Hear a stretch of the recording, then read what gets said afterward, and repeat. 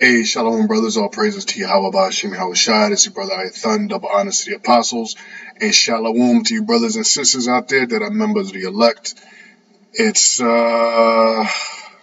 December 5th, right about now.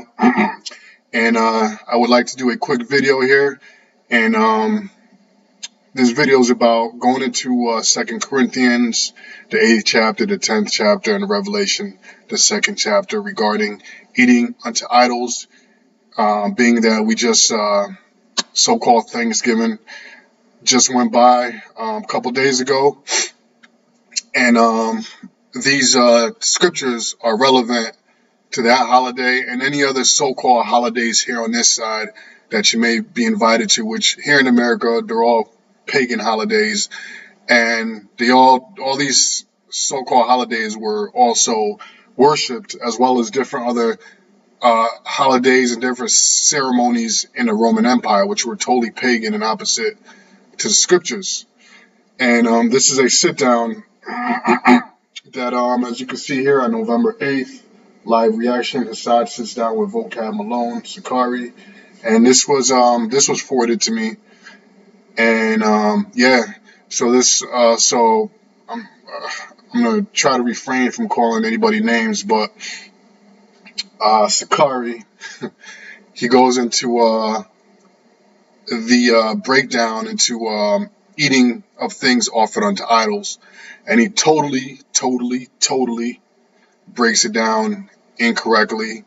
And basically what he's saying, and what he has said out of his own mouth in this video, is that Paul's teachings contradict YAHAWASHI, because Paul did not know what he's talking about. He did not have all the books as we have now today, you know, from Genesis to Revelation. He didn't have all of them, so he spoke certain things and then changed his mind later, or he said some things which are contradictory to YAHAWASHI's teachings. And one of the things that he brought out as proof is that Paul said it's okay to eat things offered unto idols if you want to, but YAHAWASHI said not to, and that if, and pursuant to Revelation, the 2nd chapter, and if you do partake in so-called Thanksgiving or any of those so-called holidays that you may be invited to, or partake of the food, that you're going to die, which is totally incorrect, and is basically a fatal mistake and a fatal flaw for somebody who's supposedly a high priest and you know, well scripted in the scriptures. This is you know, this is novice material, I actually, to be honest with you.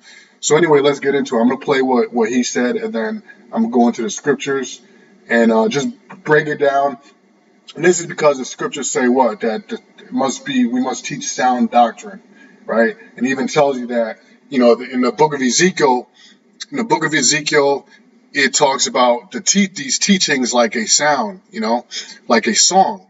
Now, when you're in a band and you're playing instruments, if somebody is off, somebody who knows how the tune goes, if there's one piece instrument that's off, somebody with a good ear is going to hear it and is going to be like, yo, you're playing this shit all fucked up.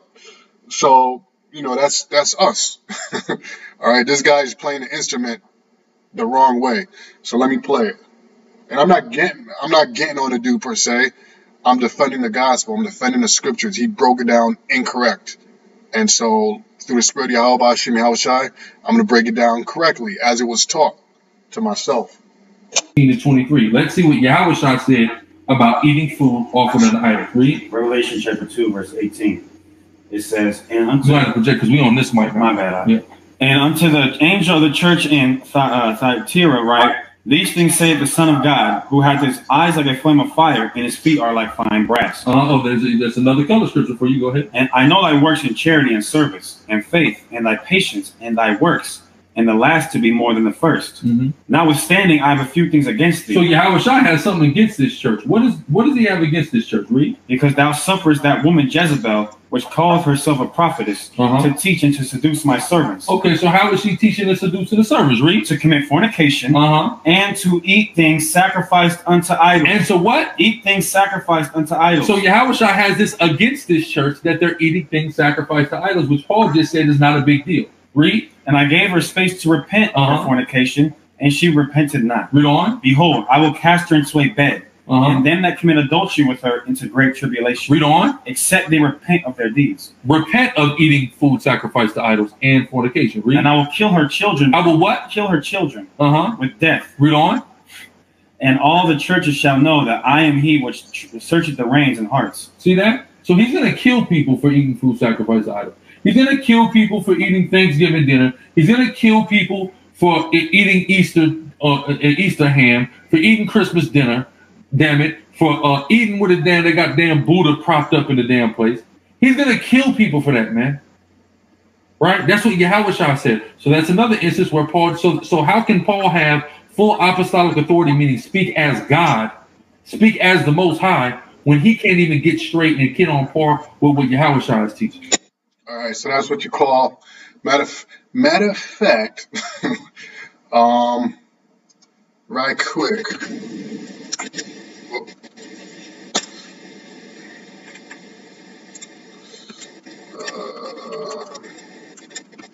Since I mentioned it, I know I spelled it wrong. Oh, here we go. Alrighty. 2 Timothy 4:3. For the time will come, we're in that time right now.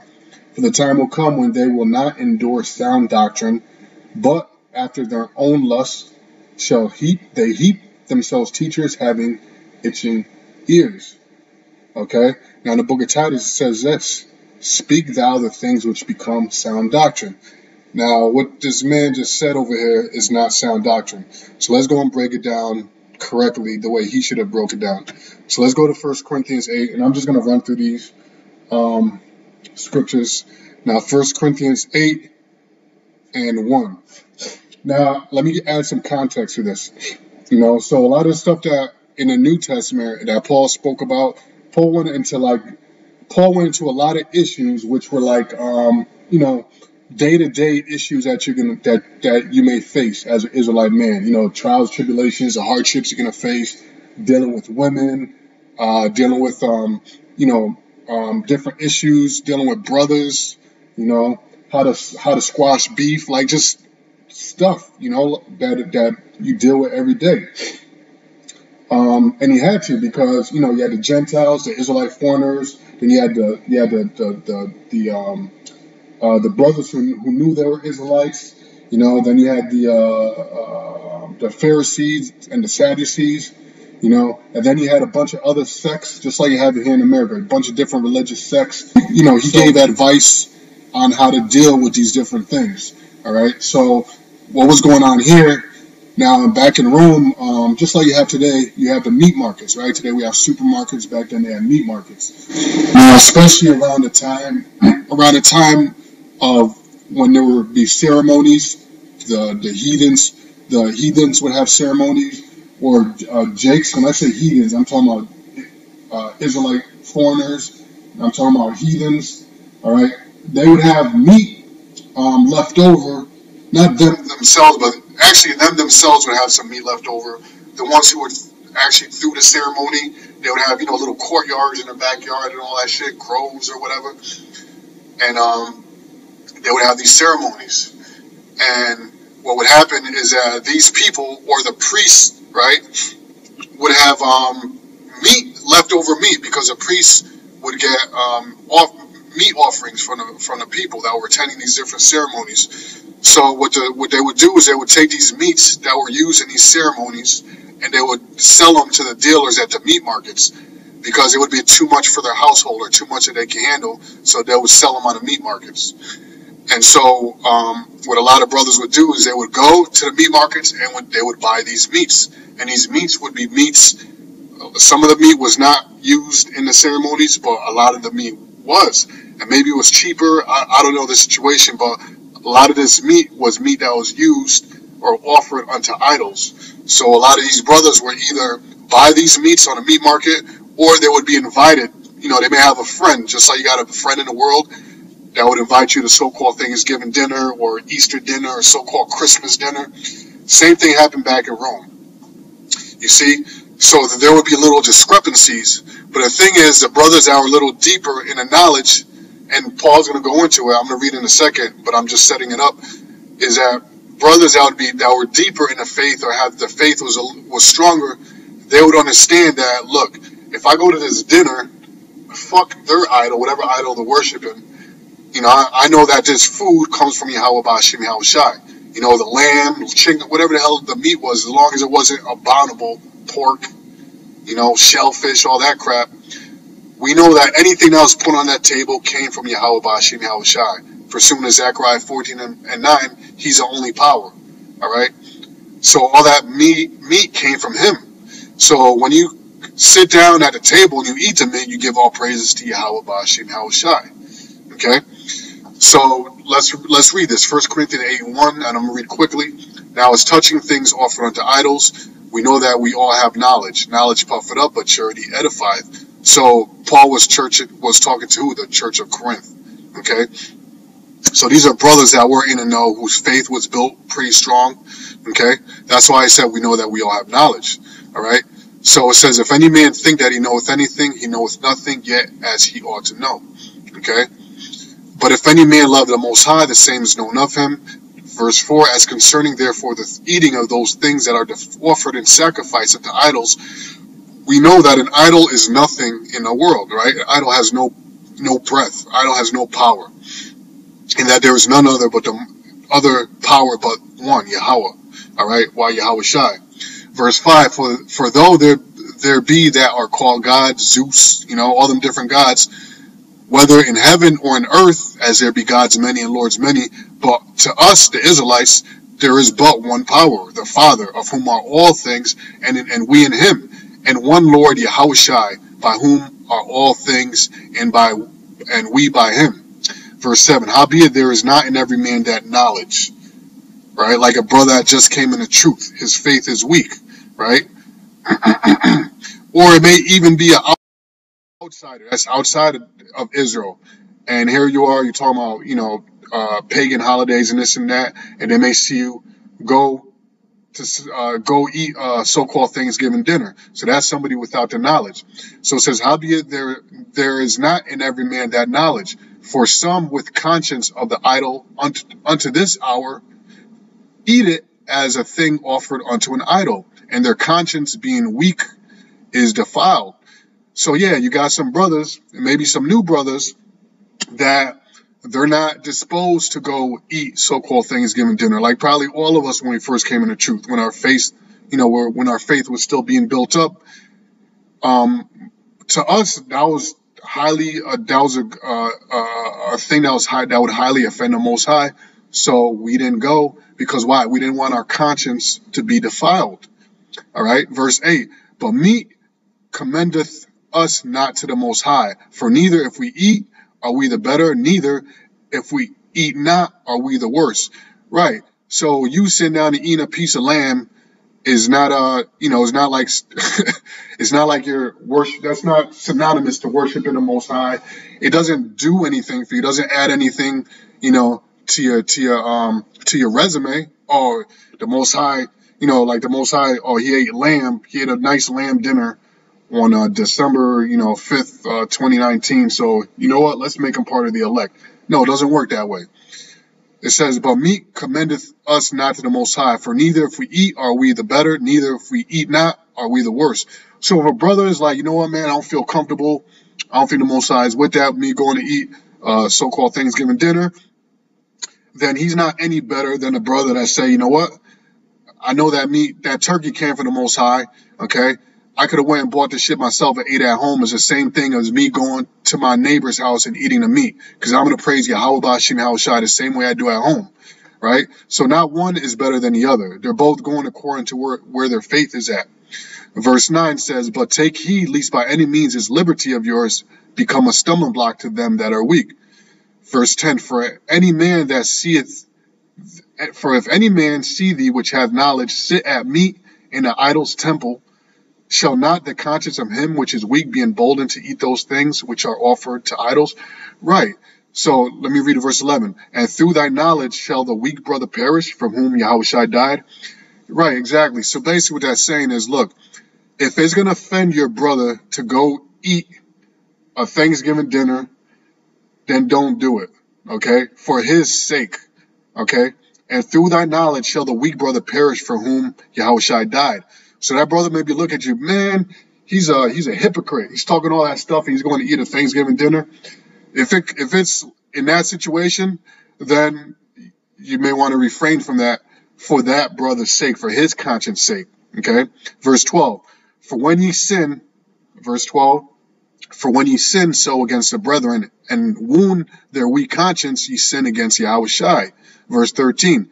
Wherefore, if meat make my brother to offend, I will eat no flesh while the world standeth, lest I make my brother to offend. Right? So if going to that so-called Thanksgiving dinner, Christmas dinner, Easter dinner, if that's going to destroy your brother, then you know what? You'd rather keep that brother's faith intact than to go and defend him. That's what Paul is saying. Now let's go to verse 10. Excuse me, 1 Corinthians 10. Let me jump down to... Let me start at 24. Verse 23. It says, all things are lawful for me, but all things are not expedient. All things are lawful for me, but all things edify not. Right? Meaning, look, Paul gave a lot of advice, like I said in the beginning, gave a lot of advice, but some of it is not law. You know, some of it is his personal advice for the edification of the church and from his own experiences, what works and what doesn't work.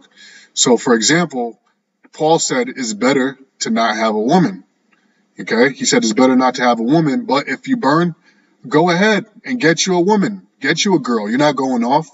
But women do distract you from the truth. The scriptures say that women are of the world, and any man that has a wife, he's going to have half his foot in the world, so to speak, you know, to please his woman. So he's going to have to do things to please his woman. Not that he's in the world, but, you know, he's going to have to go in and out of the matrix for the sake of pleasing his woman. So Paul was like, you know what? It's better not to have a woman at all so he could focus 100% towards the truth. But if a brother gets himself a girl, is he going off? No, because it's expedient for Paul, but it's not a law. In other words, it works for him, but it may not work for the next brother. Get it? Verse 24. Let no man seek his own, but every man another's wealth. So when you make moves, think about your brother. Is it going to offend him? Is it going to hurt him? Okay. Verse 25. Whatsoever is sold in shambles that eat, asking no question for conscience sake. Verse 26. For the earth is the Lord's and the fullness thereof. Repeating what he said in 1 Corinthians 8. Verse 27. If any of them that believe not bid you to a feast, all right, like I said in another video, your mom, your girl, anybody, somebody out in the world, if they invite you to Thanksgiving dinner, Christmas dinner, Easter dinner, and you be disposed to go, you're like, hey, you know what, I ain't got shit to do, why not? You know, I can save me some money, whatever. Whatsoever said before you eat, asking no question for conscience sake. Okay? And the only thing you want to stay away from is if it's pork, shellfish, you know, you follow the dietary laws. Other than that, anything else is game. Mac and cheese, you know, collard greens, sweet potatoes, candy yams, the turkey, whatever. Verse 28. But if any man say unto you, this is offered in sacrifice unto idols, eat not for his sake that showed it, and for conscience sake, for the earth is the Lord's and the fullness thereof. So in other words, again, if it's going to offend your brother, or if it's going to offend the church, you know, like this guy's going to make a video talking about, you know, we pagan food. In other words, you know, you got to add wisdom to the situation, to where you at. You know, nowadays it's more so accepted than it was back then. So you can go to your family so-called dinner and, you know, not be a big deal. But if it is going to be a big deal as far as offending the church or the brotherhood, then, you know, make the right choice, you know. Verse 29, conscience, I say, not thy own, but of the other, right? So the brother might be offended, but you're good. You're like, look, this comes from the Most High. I'm good. But the brother may be offended, his conscience. For why is my liberty, all right, judge of another man's conscience? Why is my liberty judge of another man's conscience? In other words, why should I refrain just because this dude got a problem with it? Verse 30, for if I by grace be a partaker, why am I even evil spoken of for that for which I gave thanks? Right, if I sat down and ate this damn turkey that the Most High created, and this candy yam and this sweet potato pie that the Most High created that comes out the ground, and I gave thanks to YAHAWASHI, Why should I be evil spoken of? Why should I listen to some dude talking about you're going to be killed for eating a turkey? Okay? Verse 32, give none offense neither to the Jews nor the Gentiles nor to the church of the Most High. Reiterating what I said earlier. If it's better not to do it for not offending, then don't do it. Verse 33, even as I please all men in all things, not seeking my own profit, but the profit of many that they may be saved. Okay, now let's jump to Revelation 2, where Sakari claims that Paul was a hypocrite, basically. He went against the teachings of Yahawashi because supposedly, I guess, since he's a high priest, he's got more understanding than Paul. This is Revelation, the 2nd chapter. And let me see. All right, so first I'm going to start at verse 14, right? Let me start at verse 1 to add context. Revelation chapter 2, verse 1. The angel of the church at Ephesus, write, these things saith he that holdeth the 7 stars in his right hand, who walketh in the midst of the 7 candlesticks, YAHAWASHI. But I'm going to jump down. Verse 4, nevertheless I have somewhat against thee, because thou hast left thy first love. Okay. Verse 6, I'm just jumping around, brothers, for the sake of not making this too long. But so basically, this church was doing, a lot of things right, but there are certain things that they were doing that Yahawashi hated. Okay. So verse 6, but this thou hast, thou hatest the deeds of the Nicolaitans, which I also hate. Now the Nicolaitans, as you will call them today, it's an actual religious sect that still exists today, and they believe in something, I forgot what it's called, but basically they believe that you don't need to follow the laws of the Most High because of grace, that you could do basically whatever you want because of grace. And so that church would involve a lot of promiscuous actions, sexual perversion. Okay. Let me jump down. Let me jump down. Now we're going to jump down to the point. Okay, verse 14, right? Verse 13, matter of fact. I know thy works, and where thou dwellest, even where Satan's seat is. And thou holdest fast my name, and hast not denied my faith, YAHAWASHI. Even in those days where Antipas was my faithful martyr, whom was slain among you, where Satan dwelleth. So throughout persecution, they held on. Verse 14, but I have a few things against thee, because YAHAWASHI requires what? A thing called perfection. Okay? So when you teach this truth, you have to teach it in what? Perfection. But I have a few things against thee, because I was there, them that hold the doctrine of Balaam, okay, who taught Balak to cast a stumbling block before the children of Israel, to eat things sacrificed unto idols, and to commit fornication. Was that talking about Thanksgiving dinner and all that? I'll tell you what it's talking about. Now, when you go back to this period of Balak and Balaam, matter of fact, I have it here somewhere, I think. So basically, you brothers know the story about Balaam. Balaam basically concocted an evil plan.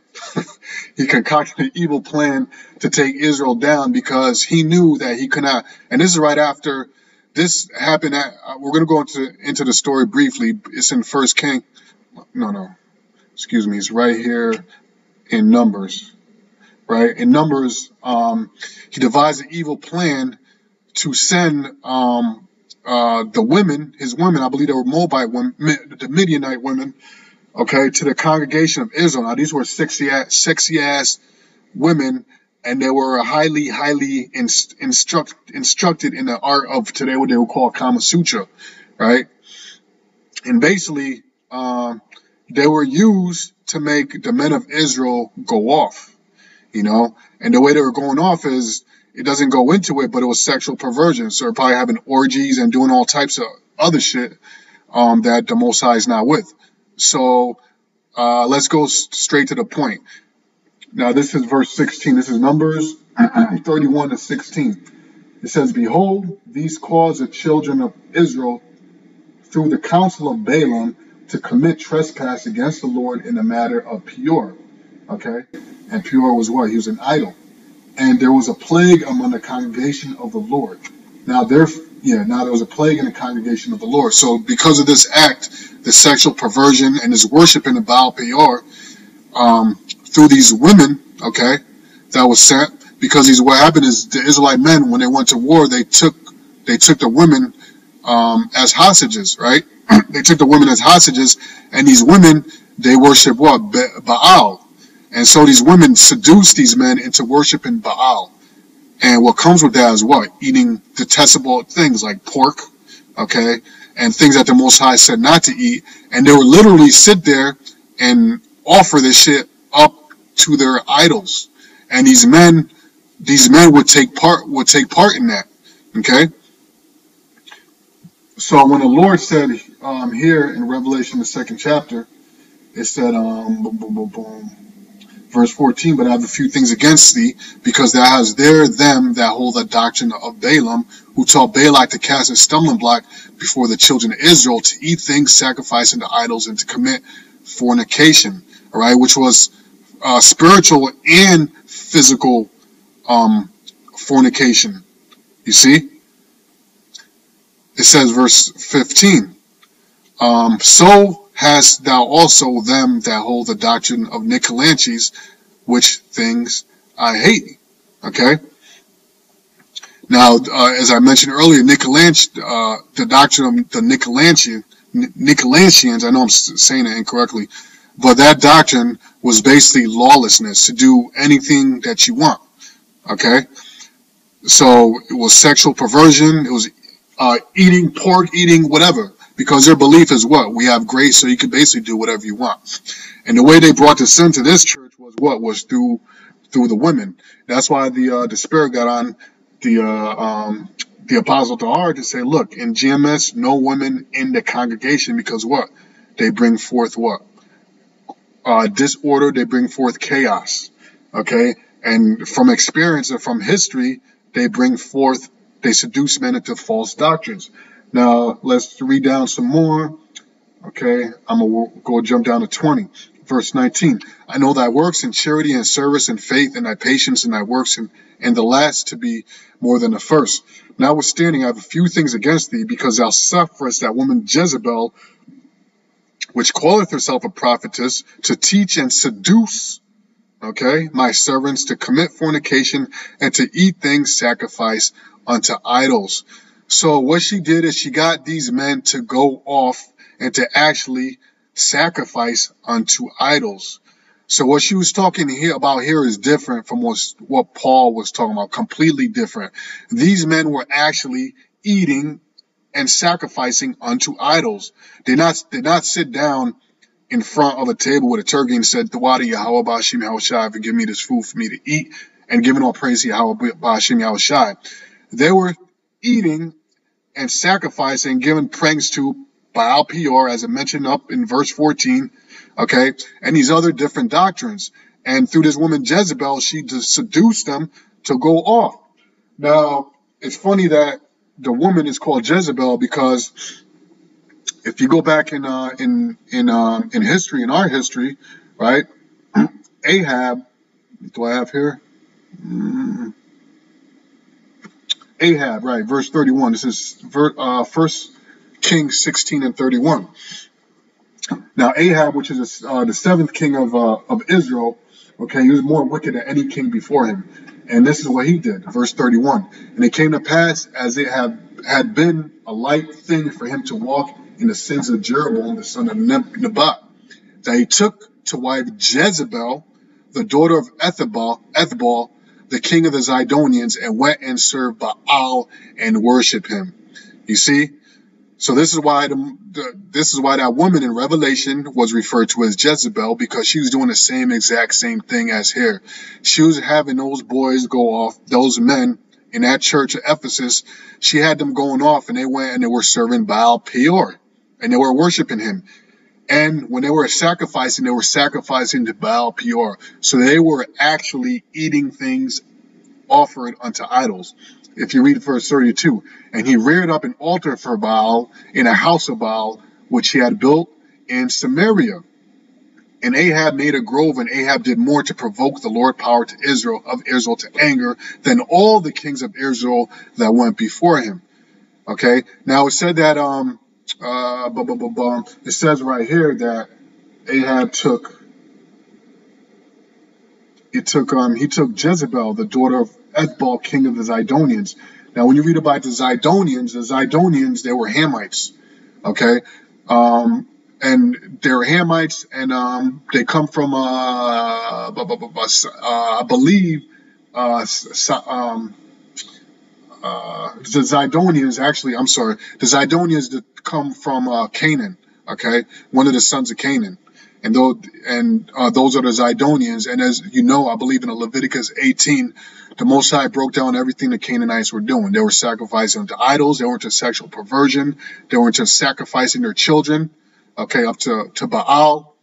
So this woman Jezebel in the book of Revelation, she was leading and seducing these men into that way. So that's why YAHAWASHI was vehemently going against them. And this is actually the same mistake that that King Solomon made. If we go to 1 Kings, right, 11:1, it said, "But King Solomon loved many strange women, heathenistic women, together with the daughter of Pharaoh, women of the Moabites, Ammonites, Edomites." Oh, there goes the Zidonians again, Jezebel. Okay. And remember, King Solomon was YAHAWASHI. So YAHAWASHI knew exactly what those men were getting into with Jezebel in Revelation 2, because he actually experienced it himself. Okay, Zidonians and Hittites, verse 2. "Of the nations concerning which the Lord said unto the children of Israel, ye shall not go into them, neither shall they come in unto you, for surely they will turn away your heart after their powers. Solomon clave unto these in love." So this is what YAHAWASHI was looking to prevent here in Revelation 2. This is why he said this, excuse me, verse 20, "Notwithstanding, I have a few things against thee, because thou sufferest that woman Jezebel, which calleth herself a prophetess, to teach and seduce my servants to commit fornication and to eat things sacrificed unto idols." So do you understand that now? Okay. "Of the nations concerning which the Lord said unto the children of Israel, ye shall not go in unto them, neither shall they come in unto you, for surely they will turn your heart away after their gods. Solomon clave unto these in love." Okay.